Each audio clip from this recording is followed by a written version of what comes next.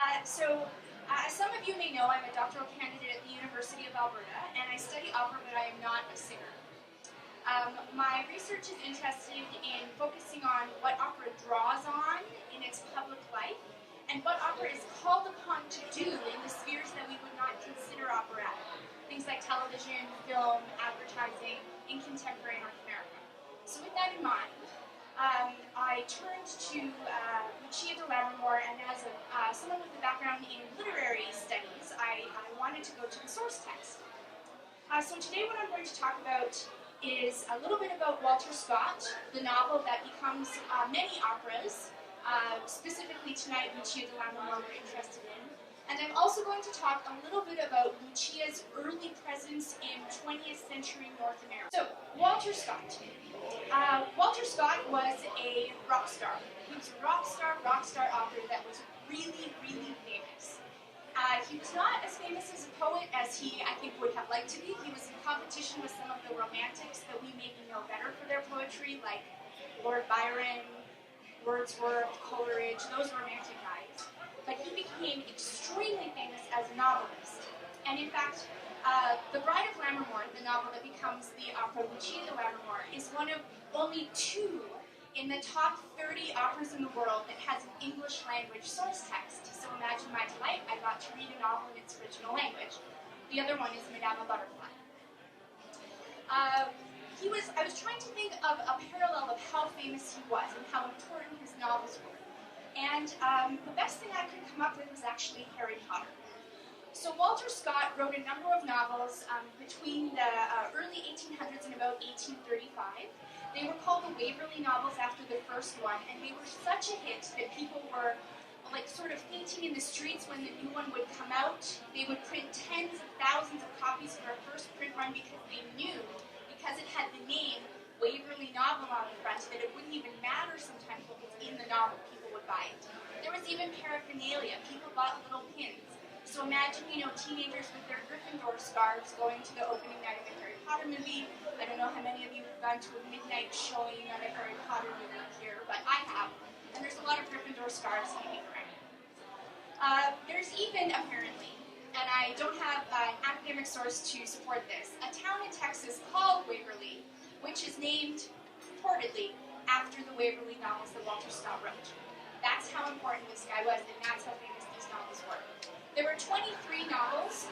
Bride of Lammermoor is not one of the most famous, but perhaps raise your hand if you're familiar with the story of Rob Roy, Ivanhoe.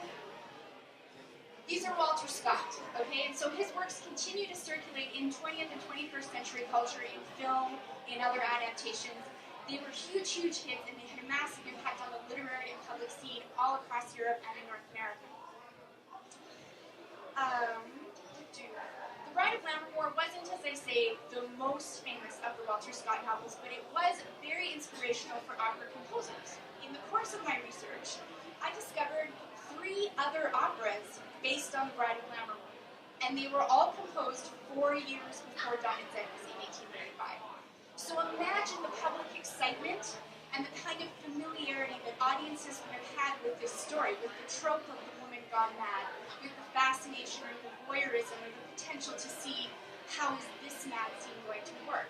Okay, there would have been a lot of expectation about what was going to happen. Obviously, Donizetti's opera won out over the other ones, and this is the one that we know today.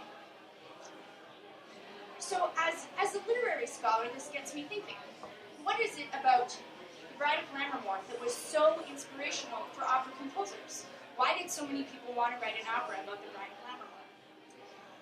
And there's a lot of different answers you could give, but I think that the answer that speaks the most to me is the idea that in a way, this novel has everything. Everything that you could possibly want is in this novel. It's available for the operatic pickings. So really quickly, without giving you a lecture on literary genres, I'm going to talk about some of the key aspects in The Bride of Lammermoor that I think get condensed and really intensified in the Donizetti opera. So first of all, the Gothic. I'm not going to go into all of the possibilities of what consists of Gothic literature, but if we think about the story of Lucia di Lammermoor and of the Bride of Lammermoor, we have a lot of really key tropes. the idea of figures isolated out on the moor.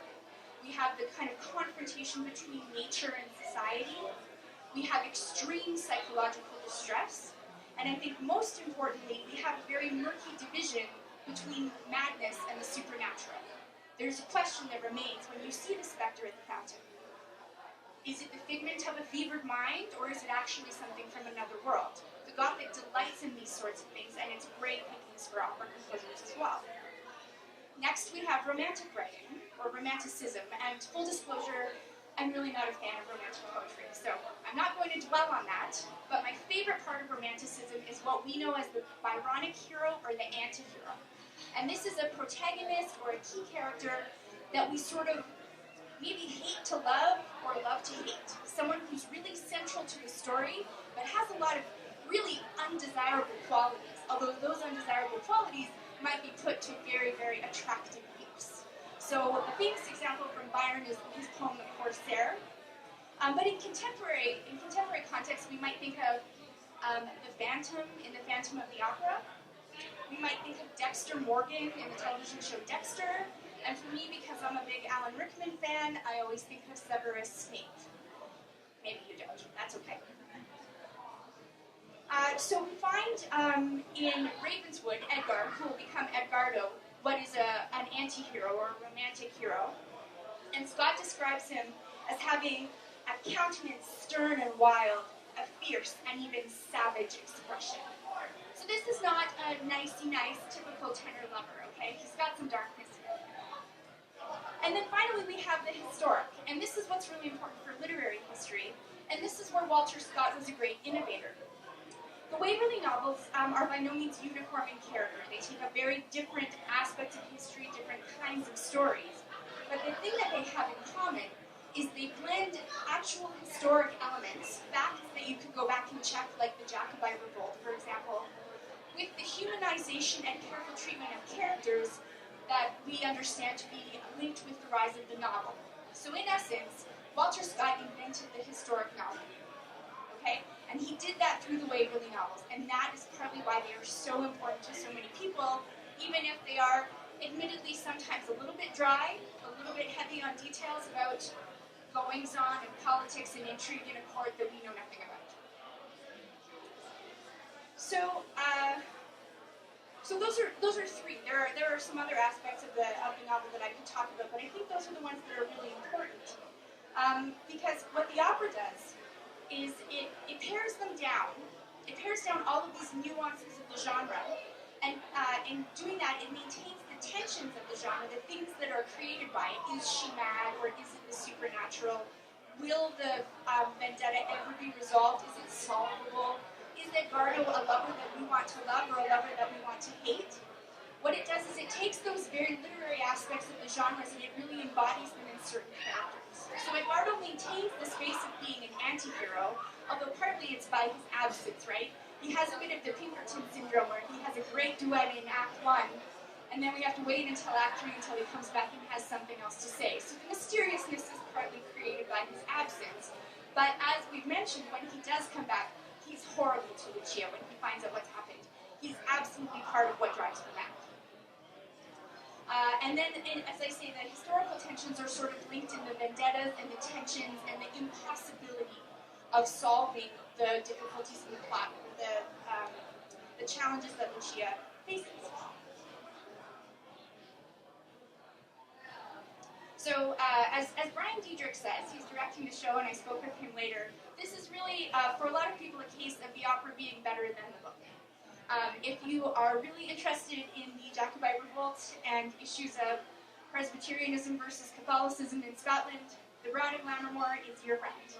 If you really want to talk about or listen to or experience the tensions and passions of the people who are affected by those kinds of things, the opera is absolutely all you need.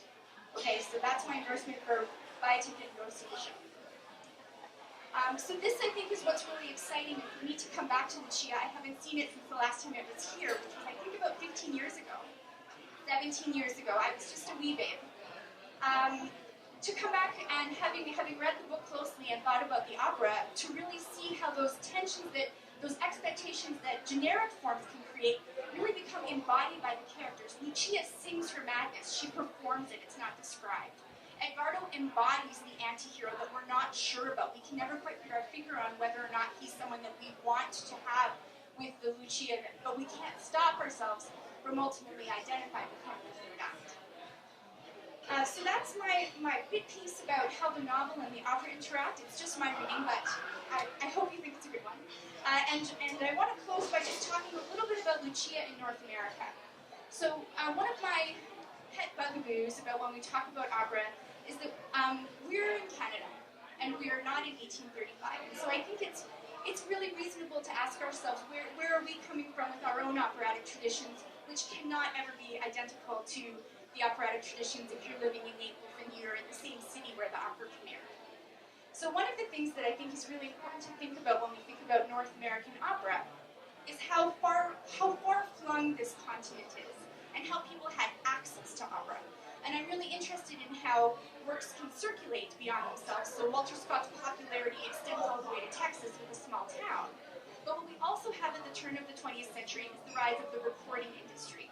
And I think that this is really, really a defining aspect of how opera works in North America. Because for a long time, like the Metropolitan Opera opened in the 1880s only, and most of the Canadian companies were actually formed after the Second World War. So if you think about having an institution that is presenting opera regularly in Canada or the United States, it's actually quite a recent phenomenon. But after commercial records came out in 1904, I believe Victor started selling, you could have access to what other people had sung. And so a lot of people actually had their first access to opera through things like recordings and then touring companies that would come through. And this is where Lucia comes back in. As has been mentioned, Lucia premiered in 1835. So by the time the Metropolitan Opera gets around to producing it in, I think, 1883, it's already kind of gone out of vogue in terms of composing. In 1883, who's composing then? Stephen? Lots of people. Who are the really famous ones? Stephen?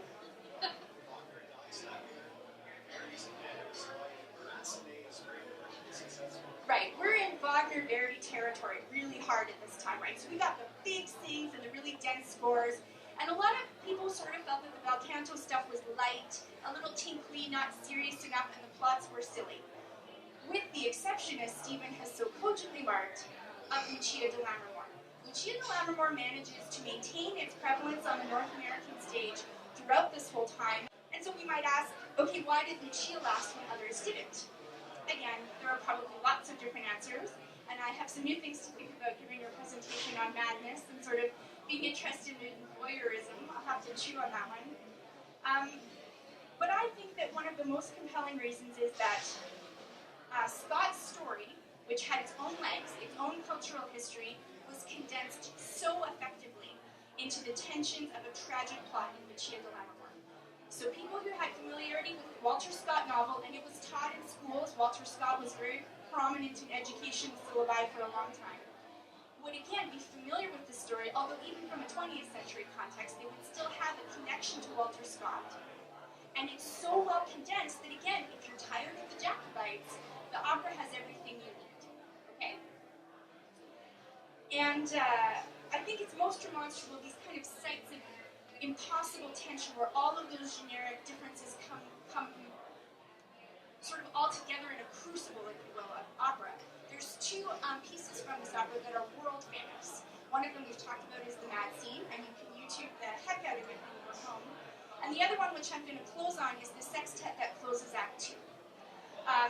The first line is "Chi mi frena in dal momento." What restrains me in this moment? And what happens in the sextet is, as has been described, all of the principal characters are suddenly confronted with things that they have done, that others have done, and with all of the tensions that have been percolating on the stage for the last hour and a half. And it is a moment of extreme tension, and I think one of the most important parts about it is that at any moment, very real violence could erupt. We have no idea what is going to happen in those 4 minutes. And those 6 people sing together in this moment where the tensions of the Gothic come crashing in. Lucia wishes she was dead. The vendetta comes to the fore because Edgardo and Enrico are challenging each other to a duel. Poor Arturo has shown up for a wedding.